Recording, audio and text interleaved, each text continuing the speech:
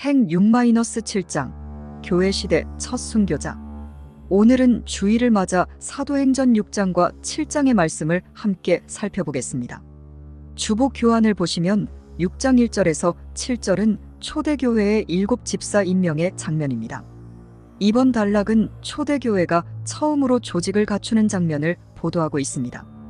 오늘날 목사의 이중직이 빠른 속도로 확산되고 있는데 이는 초대교회의 전통에 반하는 모습이라는 것을 우리가 알아야 합니다.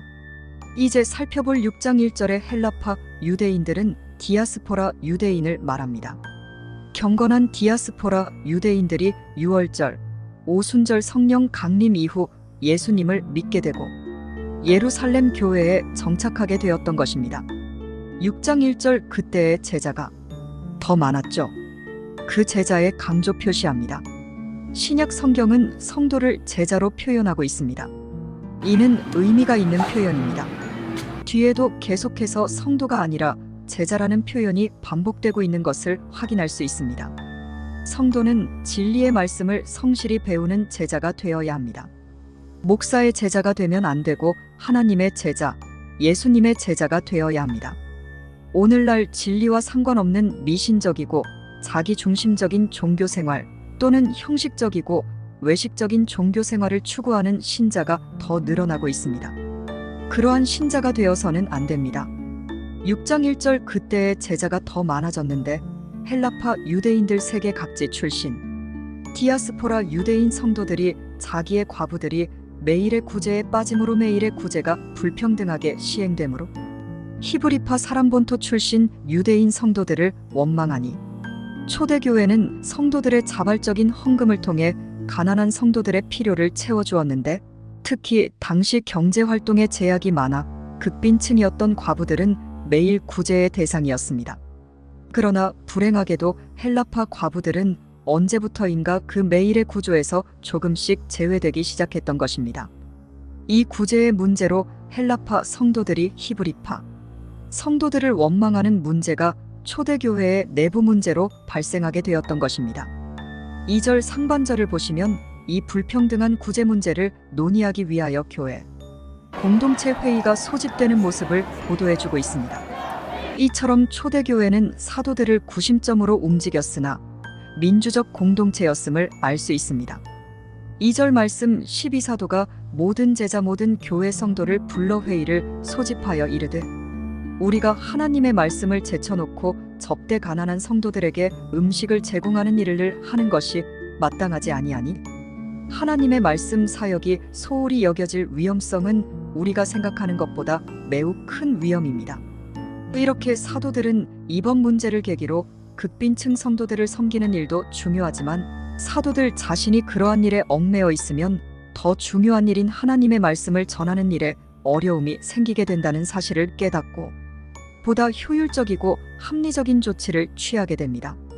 이제 7 집사를 세워서 그들로 가난한 성도들에게 음식을 제공하는 일과 같은 봉사의 직무를 맡기게 됩니다. 봉사의 직무를 집사님들에게 맡기게 됩니다.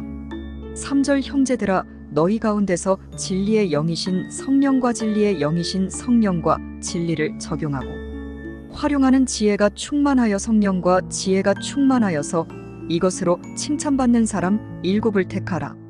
우리가 이 일을 봉사의 사명, 봉사의 직무를 그들에게 맡기고 본문은 봉사의 사명이 주어질 집사의 자격에 대한 언급입니다.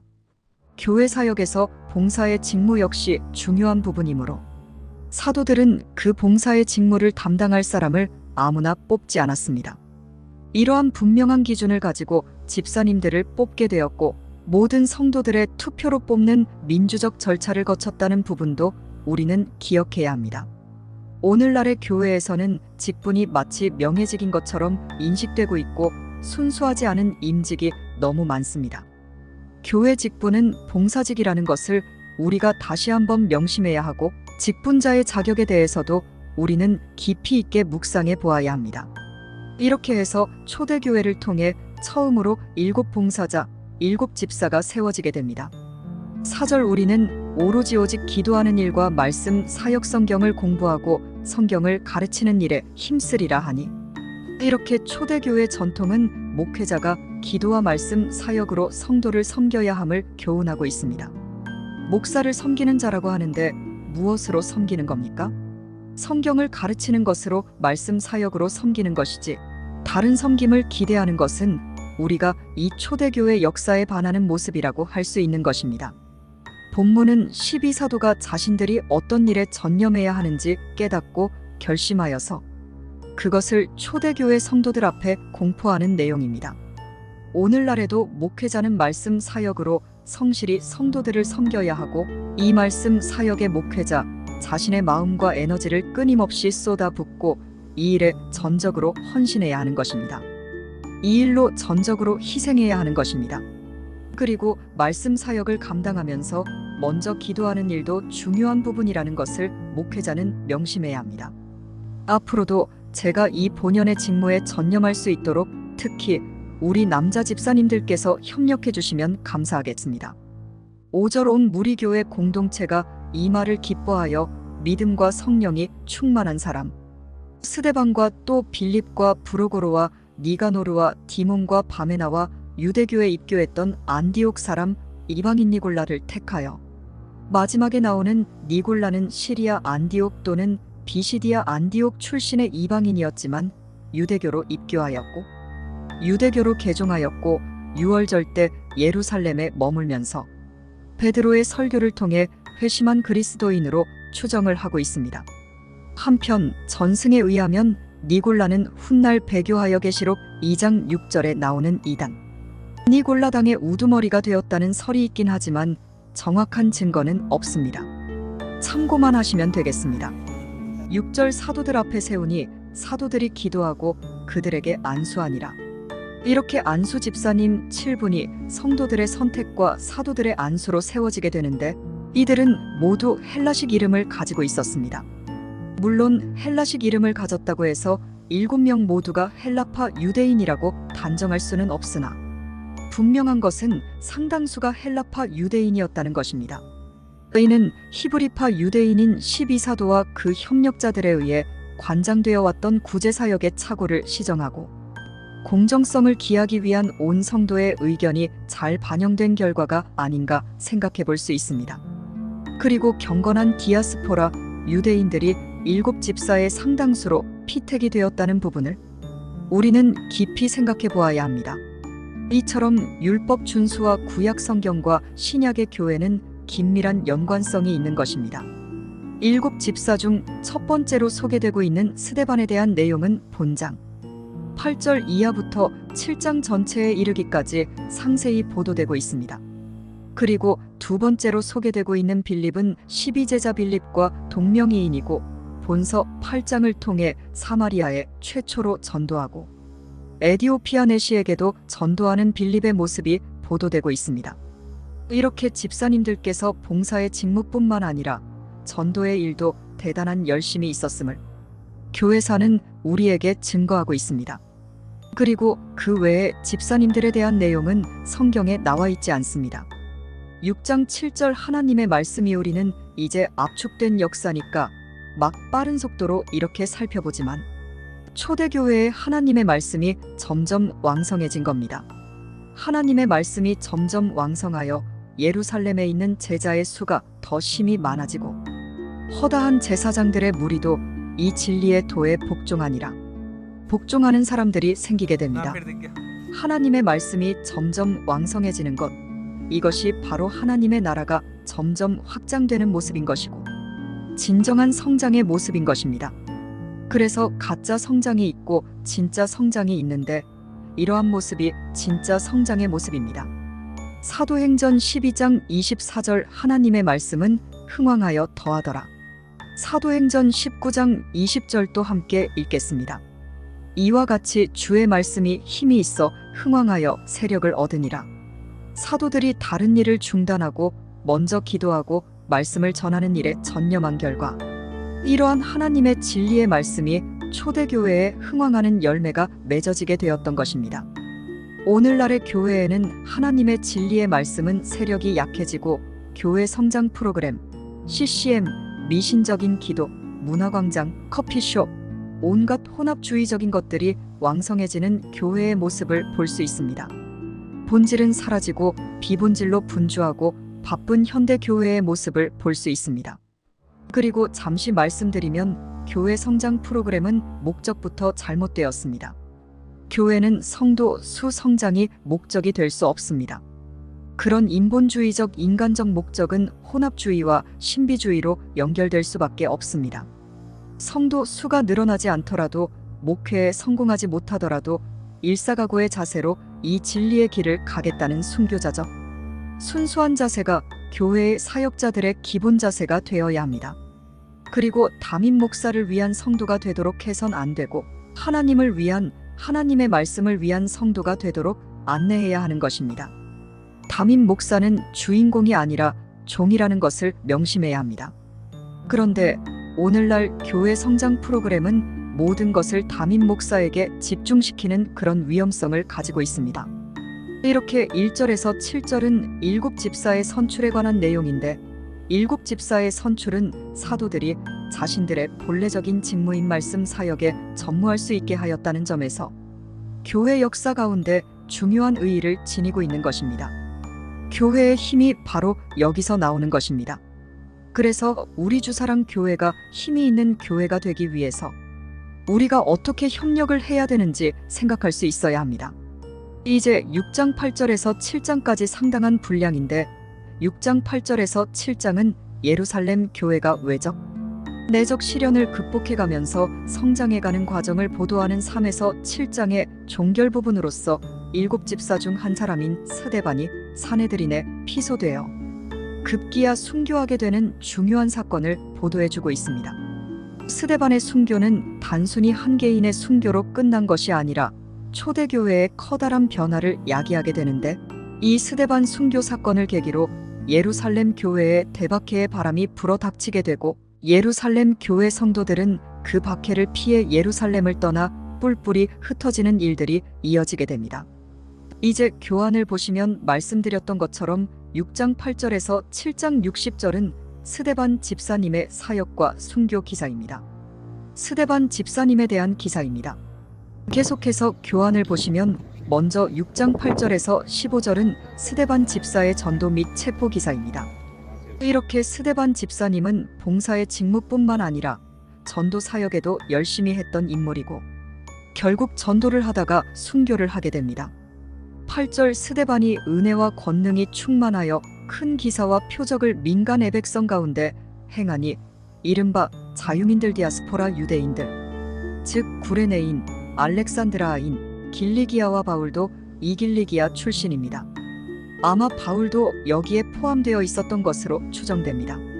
길리기아에서 온 사람들과 소아시아에서 온 사람, 그러니까 디아스포라 유대인들의 회당에서 어떤 자들이 일어나 스데반과 더불어 논쟁할 새. 9절은 스데반이 여러 나라에서 온 일부 디아스포라 유대인들과 더불어 회당에서 논쟁하는 장면을 기술하고 있습니다. 이제 이 일부 디아스포라 유대인들이 스데반을 사내들인 공회에 고소하게 됩니다. 10절 스데반이 지혜와 성령으로 말함을 그들이 듣고 능히 당하지 못하여 음모를 꾸며 사람들을 매수하여이 사탄이 하는 짓입니다. 늘 음모를 꾸며서 사람들을 만나면서 사람들을 매수합니다. 그리고 진실을 왜곡되게 말하게 하되 이 사람이 모세와 하나님을 모독하는, 그러니까 신성을 모독하는 말을 하는 것을 우리가 들었노라 하게 하고 12절 백성과 장로와 서기관들을 충동시켜 사탄이 늘 하는 일입니다. 사람들을 충동시켜 이 사내들인 공회원들을 충동시켜 와서 스데반을 잡아가지고 사내들인 공회에 이르러 사내들인 공회가 연행을 해가게 됩니다. 이렇게 스데반은 신성 모독죄로 고소되어 사내들인 법정 앞에 피고인으로 서게 됩니다. 그리고 고소자들의 거짓 증언에 직면하게 됩니다. 이러한 모습은 예전에 예수님께서 사내들인 앞에 쓰셨을 때의 모습과 매우 유사합니다. 13절 거짓 증인들, 항상 거짓 증인들 배후에 사탄이 있습니다. 그리고 거짓 법정 앞에 늘 사탄이 귀신들이 있다는 것을 명심해야 합니다. 그래서 우리 한국 사회의 법정이 공평하지 않고 공의롭지 않다면 그 법정에 귀신들이 충만한 겁니다. 거짓 증인들을 세우니 이르되 이 사람 스데반이 이 거룩한 곳과 예루살렘 성전과 구약의 율법을 거슬러 말하기를 맞이 아니하는도다. 스데반은 예루살렘 성전과 구약 율법을 모독한 일이 전혀 없습니다. 단지 그는 예수님의 십자가 사역으로 지성소의 휘장이 완전히 찢어졌으므로 이제 더 이상 성전이 필요 없는 시대가 되었다는 완성된 진리를 전했을 뿐입니다. 14절 그의 말에 이 나사렛 예수가 이 성전을 헐고 또 모세가 우리에게 전하여 준 규례율법을 고치겠다 함을 우리가 들었노라 하거늘. 15절 사내들인 공회 중에 앉은 사람들이 다 스데반을 주목하여 보니 그 얼굴이 천사의 얼굴과 같더라. 본절은 거짓 증인들의 고소와 악의에 가득 차 있는 권력자들 앞에서도 전혀 위축되지 않는 스데반의 모습을 보도하고 있습니다. 이는 스데반이 비록 세상 법정의 피고석에 서 있었으나 든든한 후원자이신 하나님께서 함께해 주심으로써 그의 마음이 평온하고 담대했다는 사실을 나타내는 것입니다. 이제 교환을 보시면 7장은 이 스데반 집사님의 최후 진술 설교와 순교 기사입니다. 1절에서 53절까지의 설교에서 스데반은 아브라함에서 예수님까지 약 2000여 년의 이스라엘 전 역사를 개관하고 있습니다. 압축 역사 설교라고도 할 수 있는 설교를 하게 되는데 대단한 실력자임을 알 수 있습니다. 교환을 보시면 첫째 단락 1절에서 16절은 족장시대 아브라함에서 요셉까지의 역사를 통한 교훈입니다. 7장 1절입니다. 사내들인의 의장 대제사장이 이르러 이것이 사실이냐? 이제 2절을 보시면 스데반이 그 사내들인 공회원들을 부형들이여라고 부르고 있는데 아버지와 형제들이여라는 의미입니다. 이 표현은 한 조상을 가진 동포임을 강조하는 호칭입니다. 그래서 예의를 갖추어서 스데반이 처음에는 시작합니다. 스데반이 이르되 여러분 부형들이여 들으소서. 우리 조상 아브라함이 하란에 있기 전 메소포타미아 갈 때야 우르에 있을 때에 영광의 하나님이 그에게 보여 이르시되 내 고향과 친척을 떠나 내가 내게 보일 가나안 땅으로 가라 하시니 본문과 창세기 12장 1절을 함께 종합해서 보면 하나님께서 아브라함을 갈대아 우르에서 먼저 부르셨던 것이고 그리고 그 이후에 하란에서 한 번 더 부르신 것으로 볼 수 있습니다. 4절 아브라함이 갈대아 사람의 땅 갈대아 우르를 떠나 하란에 거하다가 그의 아버지가 데라가 죽음에 잘못된 인용입니다. 아버지가 죽기 60년 전에 떠났습니다. 그의 아버지가 죽어서 떠난 것이 아니고 아버지가 죽기 60년 전에 하나님께서 그를 거기 하란에서 너희 지금 사는 이 가나안 땅으로 옮기셨느니라. 5절 그러나 여기서 가나안 땅에서는 발 붙일 만한 땅도 아브라함의 유업으로 주지 아니하시고 다만 이 땅을 아직 자식 하나도 없는 그와 그의 후손에게 소유로 주신다고 약속만 하셨으며 6절 하나님이 또 이같이 말씀하시되 그 후손이 다른 땅 애굽에서 나그네가 되리니 그 애굽 땅 사람들이 종으로 삼아 400년 동안을 괴롭게 하리라 하시고 7절 또 이르시되 종 삼는 나라를 애굽을 내가 심판하리니 그 후에 그들이 나와서 출애굽해서 이 곳가나안 땅에서 나를 섬기리라 하시고 8절 할례의 언약을 아브라함에게 주셨더니 그가 이삭을 낳아 8일 만에 할례를 행하고 이삭이 야곱을 야곱이 우리 12이스라엘 12조상을 낳으니라. 9절 여러 조상이 그러니까 이스라엘이라는 뜻이죠. 형들이라는 직접적인 의미인데 하지만 의미상 이스라엘이라는 의미입니다. 여러 조상이 형들이 이스라엘이 강조 표시합니다. 이스라엘이 요셉을 시기하여 애굽에 팔았더니 하나님이 그 요셉과 함께 계셔 10절 그 모든 환란에서 건져내사 애굽 왕 바로 앞에서 은총과 지혜를 주심에 바로가 그를 애굽과 자기 온 집의 통치자 애굽의 총리로 세우셨느니라. 11절 그때에 애굽과 가나안 온 땅에 흉년이 들어 큰 환란이 있을새 우리 조상들이 양식이 없는지라. 12절 야곱이 애굽에 곡식이 있다는 말을 듣고 먼저 우리 조상들을 보내고 13절 또 재차 보냄에 요셉이 자기 형제들에게 알려지게 되고 또 요셉의 친족이 바로에게 드러나게 되니라. 14절 요셉이 사람을 보내어 그의 아버지 야곱과 온 친족 75명을 애굽으로 청하였더니 애굽으로 이주한 야곱집 사람들은 스데반은 이렇게 75명이라고 기록하고 있는데, 이는 헬라어에 능통했던 스데반이 구약 성경 헬라어 번역본인 72역을 인용하고 있기 때문입니다. 72역은 창세기 46장 27절과 출애굽기 1장 5절을 잃은 명이 아닌 75명이라고 기록하고 있는데, 이는 72역이 창세기 46장 20절에 요셉의 손자 5명이 추가로 기록되어 있기 때문입니다. 이러한 부분을 참고만 하시면 되겠습니다. 이제 15절, 16절 말씀 우리 함께 읽겠습니다. 야곱이 애굽으로 내려가 자기와 우리 조상들이 거기서 죽고 세겜으로 옮겨져 아브라함이 세겜 하몰의 자손에게서 은으로 값주고 산 무덤에 장사되니라. 16절은 언뜻 보기에 창세기의 기록과 모순되는 것처럼 보이지만, 당시 스데반의 변론을 듣고 있는 유대인들은 창세기의 족장사를 익히 잘 알고 있었기 때문에 이러한 스데반의 지나친 내용 생략이 그리 문제가 되지는 않았을 것입니다. 교환을 보시면 제가 이 부분에 대한 내용을 창세기 23장, 창세기 33장 19절, 창세기 50장 13절, 여호수아서 24장 32절의 말씀을 통해서 간단하게 설명한 내용이 있습니다. 참고하시면 되겠습니다. 이제 교환을 보시면 둘째 단락은 17절에서 36절인데 출애굽 지도자 모세를 통한 교훈입니다.